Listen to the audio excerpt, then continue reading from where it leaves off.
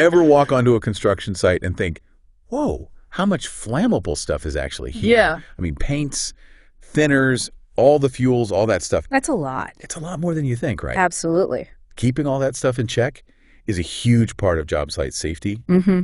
And that's where OSHA standard 1926.152 steps in. It really is the go-to guide for anything flammable liquids on construction sites. Yeah. And for safety professionals like yourselves, Right. this standard is non-negotiable. So today we're going to break down the essentials. Yep. The key takeaways to make your site safer. Exactly. And a big thanks to Safety One Source Absolutely. for partnering with us on this deep dive. Yeah, their materials are great. You know, I was looking at their summary of 1926.152, Mm-hmm.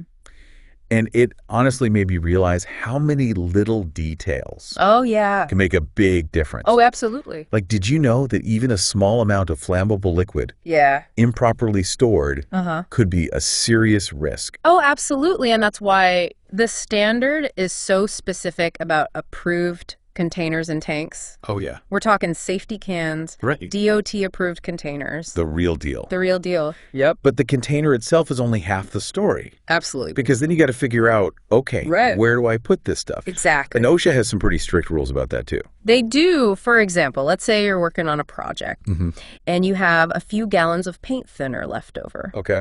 You might think, no big deal, it's just a little bit. Yeah. OSHA says that outside of a designated cabinet, Uh-huh. you can only store up to 25 gallons in a room. Wow, 25 gallons, that's way less than I would have guessed. Yeah. It really shows how seriously OSHA takes this stuff. They do, even seemingly small amounts. Yeah. It's all about minimizing the risk. Okay, so let's talk about those approved cabinets. Okay. The source material actually mentioned you could build your own wooden cabinet. Mm-hmm. I'm picturing, Weekend project. weekend project, some power tools, maybe a little sawdust flying around. Yeah. What do you think? OSHA has some very specific requirements for that. Okay, We're talking 1 inch thick, right. exterior grade plywood, specific joinery techniques, fire retardant paint. Really? It's not your average DIY project. Okay, This is going to be built to withstand a fire. so maybe I'll leave the cabinet building to the pros. Yeah, probably a good idea. But good to know there's an option Definitely. for those who are a little handy and want to make sure it's done right. For sure. So let's say I got my approved cabinet. Okay. How much can I actually store in there? Well, that depends on what you're storing. Okay. OSHA breaks down storage limits by flammability category, which is based on a liquid's flash point, Right. how easily it ignites. Yep. So you can store 60 gallons of certain flammable liquids in a single cabinet. Okay. But for others, the limit is 120 gallons. Wow, so big difference. Big difference. And you can't just cram cabinets together either. Yeah. You're limited to 3 in one area. Okay. Yeah. So if I'm managing a painting project and I've got multiple cabinets of paint thinner, Right. I need to be really careful about those limits. You do. It's not just about having enough storage space. Right. It's about following OSHA's rules to the letter. Yeah, absolutely. And for those larger quantities, Okay. you're moving beyond cabinets into dedicated inside storage rooms. Okay, inside storage rooms? Yeah, these rooms have a whole other level of regulation. Okay, what makes them so different? Think fire-resistant construction. Okay. Air ventilation systems that change the air 6 times every hour. Wow. Explosion-proof electrical wiring. Wow, that's intense. Yeah, these rooms are basically fortresses designed to contain flammable liquids Yeah. and minimize the risk of fire. Wow, 6 air changes per hour. Yeah. That sounds incredibly intense. It is, but that's the level of precaution needed. When you're dealing with larger quantities of flammable liquids, Right. these storage rooms are all about containing potential hazards, Yeah. protecting everyone on the job site. So we've covered cabinets. Yeah. Inside storage rooms. Uh-huh. What about storing flammable liquids outside? Good point. You know, Yeah. like those big drums you see delivered to sites. Absolutely. The standard has specific guidelines for that, too. Okay. You need proper spacing between containers and any buildings, easy access for fire trucks if needed, Right. and drainage systems in case of spills. Oh, wow. Okay. So imagine a delivery of those fuel drums you mentioned. Yeah. They need to be 20 feet away from any buildings Wow. and spread out in groups with 5 feet of clearance. It's amazing how much detail goes into this standard. It is. But it makes sense when you consider the potential risks. Absolutely. I'm starting to realize how much I take for granted when I walk onto a construction site. Yeah, it's easy to overlook the safety measures that are in place until something goes wrong. Yeah, for sure. But that's why we're here today. Yeah. To shed light on those critical details and help everyone understand the importance of following the OSHA standard. Speaking of things that can go wrong, Yeah. what about fire control measures? Oh, that's a great point. We've talked about preventing fires. Yeah. But what happens if one does break out? Well, OSHA's got that covered too. Okay. They mandate specific types of fire extinguishers based on where flammable liquids are stored and what kind they are. Okay. There are also requirements for sprinkler systems and special vents to release pressure in case of a fire. So it's not just about having a fire extinguisher on site. No. It's about having the right type in the right place. Absolutely. And honestly, this makes me think, when was the last time I actually checked the fire extinguishers? Yeah, it's easy to forget about those things until you need them. Yeah, exactly. Regular inspections and maintenance of fire safety equipment are essential. Right. It could be the difference between a small contained incident and a major disaster. Okay, so we've covered storing these liquids safely. Yep. What about actually using them on the job site? Oh, good question. Dispensing, handling them, all that stuff. The way you dispense and handle flammable liquids is just as important as where you store them. All right, so let's dive into that. Okay. What are some of the key considerations for safely dispensing and handling flammable liquids on a construction site? Well, when it comes to dispensing and handling, one of the biggest risks is static electricity. Okay. You know that little zap you get when you touch a doorknob after walking across carpet? Well, on a construction site, that tiny spark could ignite flammable vapors and cause a really serious incident. Okay, that makes sense. So how do we prevent that from happening? What does OSHA say about static and flammable liquids? OSHA is very clear about this. Whenever you're transferring flammable liquids between containers, you need to use a process called grounding and bonding. Okay. It might sound technical, but it's a really critical safety measure. Grounding and bonding, I hear those terms thrown around a lot. Can you break those down for us? Sure. What's the difference and why are they so important? Absolutely. So imagine you have two metal containers. Oh, okay. And you're pouring flammable liquid from one to the other. Static electricity can build up on those containers. Okay. And if there's a difference in electrical potential, it's like creating a mini lightning bolt. Oh, wow. A spark jumps between them. And that spark could ignite the vapors, right? Exactly. That's where grounding and bonding come in. Grounding connects a container directly to the earth, giving that static charge a safe path to dissipate. Right. Bonding connects the two containers together. Okay. So they have the same electrical potential, preventing that spark from happening in the first place. So it's like creating a safety net for that static electricity. Right. Giving it a way to escape harmlessly. Exactly. So in practical terms, what does that look like on a job site? You'll need special grounding and bonding cables designed for flammable liquids. Right. These cables are usually made of heavy-duty copper wire and have sturdy clamps that you attach to the containers. Okay, so you got your cables, you clamp them on. Right. What else do you need to watch out for? Make sure those clamps are attached to clean, bare metal surfaces on the containers. Got it. A dirty surface or a loose connection can compromise the whole system. Oh, so it's not just about having the equipment. It's about using it correctly. Absolutely. Any other essential tips for safe transferring? Ventilation is key. Okay. You want to make sure the area is well ventilated to prevent the buildup of those flammable vapors. Right. If you're working indoors, Yeah. open windows and doors, use fans, whatever it takes to keep the air moving. Okay. And obviously no open flames or sparks anywhere near. Right. No smoking, welding, or anything like that. Exactly. Within, what was it, 50 feet? 50 feet is the general rule. Okay. But it's always best to err on the side of caution. Right. Depending on the specific liquid in the environment, you might need even more clearance. Okay. So we've got our storage sorted out. Right. We're handling these liquids carefully. Are there different levels of flammability? Yes, there are. How do I know how careful I need to be with different liquids? Good question. Flammable liquids are categorized based on their flash point, basically how easily they ignite. Right. The lower the flash point, the more dangerous the liquid. Okay. There are 4 categories, with category 1 being the most flammable. So something with a low flash point would need extra precautions, right? Exactly. Knowing the category helps you determine the right storage procedures, ventilation requirements, and even the type of fire extinguisher you need. Okay. For example, Category 1 liquids need much more stringent storage and handling procedures in Category 4 liquids. Makes sense. A one-size-fits-all approach wouldn't really work for all those different flammable liquids. Not at all. The OSHA standard provides specific guidelines for each category to ensure those safety measures are tailored to the level of risk. And speaking of fire extinguishers, it's crucial to have the right type on hand in case of a fire. Absolutely. You mentioned that earlier. So what kind of fire extinguisher should we be looking for when it comes to flammable liquids?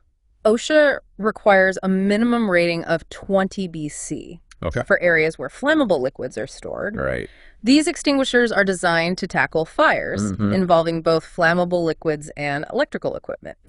They use a dry chemical powder that effectively smothers the flames and stops the combustion process. So 20 BC, that's the magic number to remember. Yes. And just to be clear, are those the only kind of fire extinguisher you would ever need on a construction site? Well, there are other types of extinguishers, like those specifically for combustible metal fires.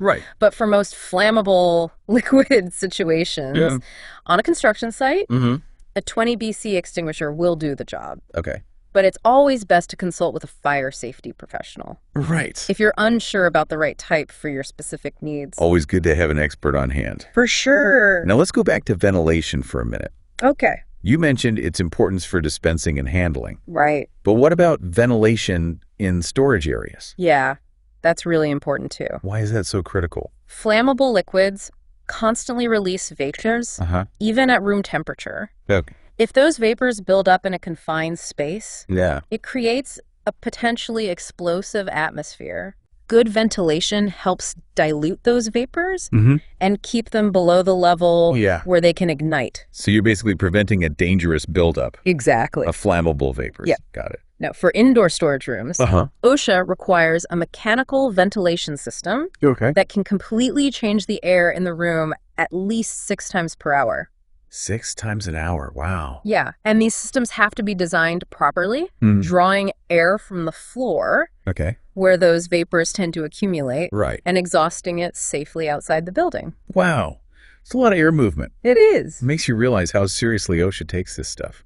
They do. And for outdoor storage areas, you're relying more on natural ventilation, wind and air currents, but you still have to consider things like wind direction, nearby structures, how much flammable liquid you're storing. Sometimes you might need additional ventilation, like fans, to make sure the air is circulating properly. So even outdoors, you can't just assume everything will be fine. You need to be proactive. You do. And think about the hazards. Exactly. It's always better to be safe than sorry. Now, another important aspect of the standard is regular inspections.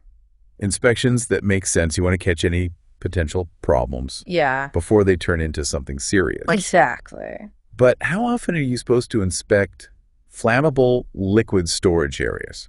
And who should be doing those inspections? Well, OSHA doesn't specify an exact frequency. But monthly inspections are generally a good rule of thumb. Of course, you might need to inspect more often, depending on the types of liquids you're storing, the condition of your storage equipment, and the overall safety culture on your site. So it's not a one-size-fits-all approach. No, it's not. You need to tailor your inspection schedule to your specific circumstances.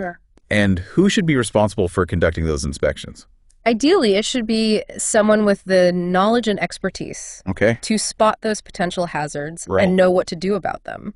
This could be a dedicated safety officer, a supervisor with the right training, or even a third-party consultant specializing in workplace safety. It sounds like experience and training are key here. Definitely. So what should those inspections be focusing on? They should cover all aspects of flammable liquid storage and handling. Check the containers and cabinets for leaks, rust, any damage. Make sure the ventilation systems are working properly. And that you have the right fire extinguishers readily available. Also check that your safety signs are up to date and clearly visible. So it's like a thorough health check. For your flammable liquid storage area. Exactly. And it's not just about finding problems. Right. You need to document those findings and take action to correct any issues. Right. Detailed inspection reports are crucial. Okay. Clearly identify any hazards or deficiencies. Yeah. And outline the steps needed to fix them. Got it. These reports should be kept on file. Okay. And reviewed regularly to track progress. Right. And ensure those issues are being addressed promptly. So documentation is key. It is. It helps you stay organized. Right. Track your progress and demonstrate that you're taking safety seriously. Exactly. Now let's switch gears for a minute. Okay. And talk about something that nobody wants to think about. Yeah. But we have to spill response. Right. What are the essential steps for safely cleaning up a flammable liquid spill? That's a great question, and it's definitely something everyone on a construction site should be prepared for. Yeah. The first and most important thing is to evacuate the area. Okay. And eliminate any potential ignition sources. Got it. Shut off electrical equipment, extinguish any open flames, and absolutely no smoking. Safety first. What comes next? Next, protect yourself. Okay. Put on the appropriate personal protective equipment, right, or PPE. We're talking gloves, goggles, a respirator. Yeah. Anything you need to shield yourself from the spilled liquid. Right. And its vapors. Got it. Then you need to contain the spill. Okay. Using absorbent materials specifically designed for flammable liquids. So you wouldn't just use any old rags or paper towels? Definitely not. You need absorbent pads. Okay. Booms. Or granular absorbents, things that are made to soak up flammable liquids safely. Right. Never use sawdust or other combustible materials. Oh, wow. Because those could actually ignite. Right, okay. Once you've contained the spill, carefully transfer the soaked up material into approved hazardous waste containers and dispose of it properly through a licensed company. Okay, so it's a pretty involved process. It is. But what if the spill is really big? Or it involves a particularly dangerous liquid? For larger spills or spills involving hazardous materials, it's best to call in a professional spill response team. Okay. These folks have the expertise, the equipment, and the training to handle those situations safely and effectively. Yeah. They can also help with the cleanup, disposal, and any reporting requirements. Great advice.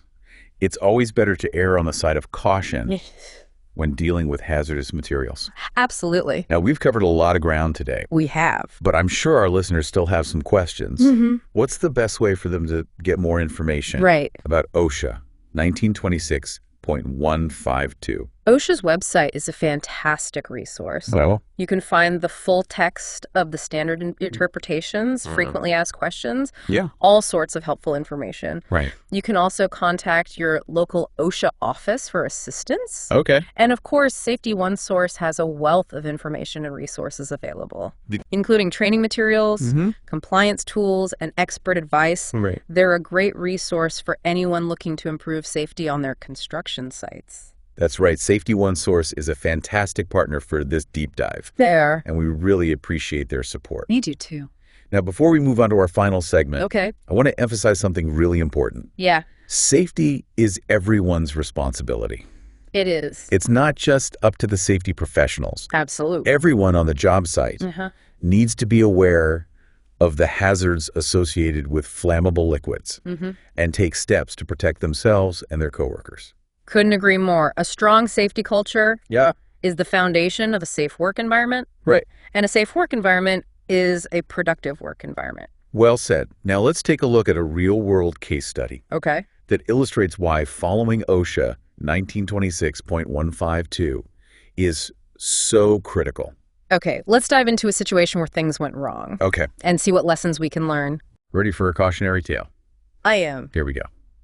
So tell me about this case. What kind of situation are we talking about?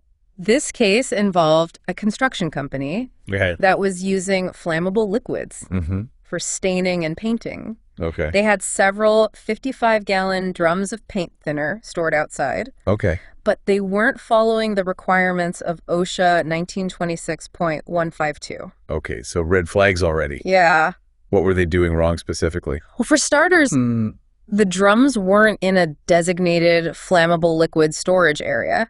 They were just sitting next to the building. Uh-oh. way too close to potential ignition sources. Right. And to make matters worse, they weren't properly diked or contained. Oh, wow. If there had been a spill, the thinner could have spread everywhere. Sounds like a disaster waiting to happen. It was. Was there even a fire extinguisher nearby? Nope, not a one readily available. Oh, no. And wouldn't you know it? Yeah. A worker was smoking near the drums. Oh, gee. And a spark ignited those flammable vapors. Oh, wow.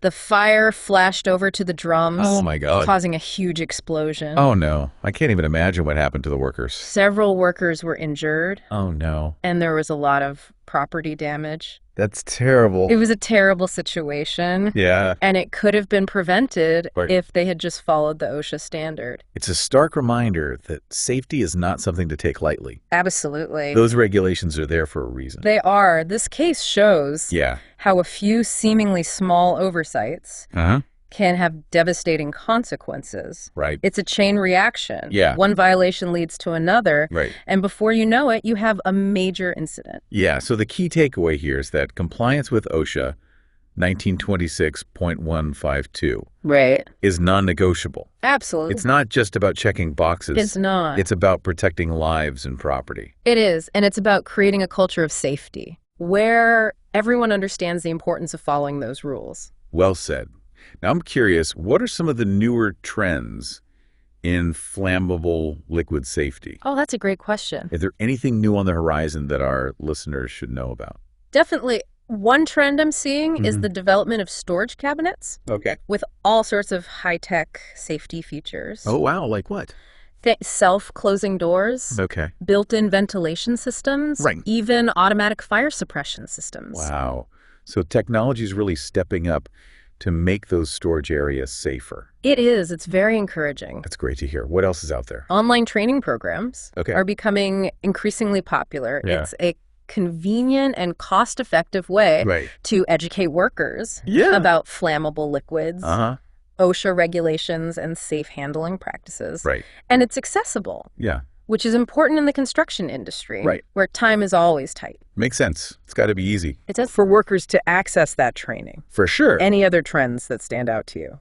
There's a growing focus on using data to identify and address flammable liquid hazards. How does that work? By tracking near misses, spills, and other incidents, safety professionals can start to see where their safety protocols might be weak, or where additional training is needed. It's all about being proactive and preventing accidents before they happen. Data-driven safety. I like it. Me too. Smart approach. It is. And I think we'll see even more innovative solutions as technology continues to advance. Absolutely. The future of flammable liquid safety is looking bright. Yeah. Thanks to these new developments. Well, on that optimistic note, let's wrap up our deep dive into OSHA 1926.152. Okay. What are the key takeaways you want our listeners to remember? Flammable liquids are everywhere on construction sites. Yeah, they are. And they can be dangerous. Right. If not handled correctly. Absolutely. OSHA